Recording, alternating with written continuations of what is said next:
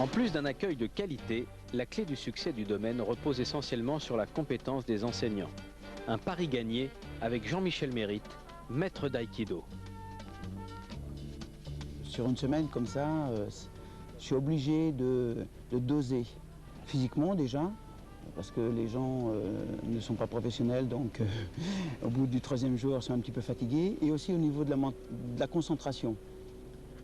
J'ai quelques capacités pour rester concentré assez longtemps, mais pour quelqu'un qui ne connaît pas certaines formes, certains katas, c'est difficile. Donc je suis obligé d'être peut-être un petit peu plus à l'écoute des gens, de répondre un petit peu plus à leurs besoins que dans un enseignement de club.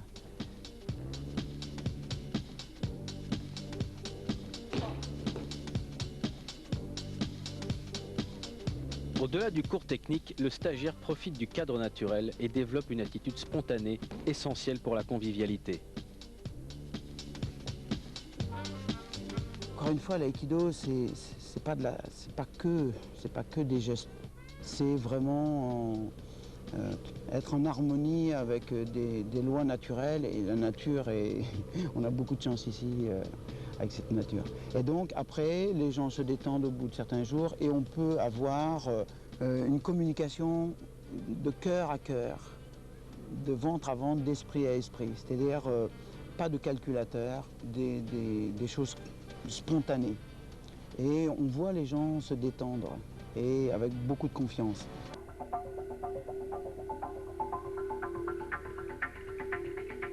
Pour moi, je pense que je fais autant d'aïki, le principe de communication, d'harmonie, de compréhension, en dehors du tapis que sur le tapis. Sur le tapis, je commence mon stage par un aspect très technique.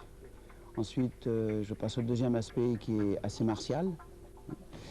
Et pour terminer, avec un aspect très philosophique, relationnel, de communication et avec quelques petites touches peut-être spirituelles pour donner envie aux gens ensuite avoir une réflexion sur leur pratique, mais aussi sur l'apport que l'aïkido peut avoir pour eux dans leur vie.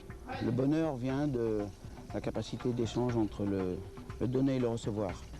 Et dans ce contexte, c'est très possible de développer ce genre de choses.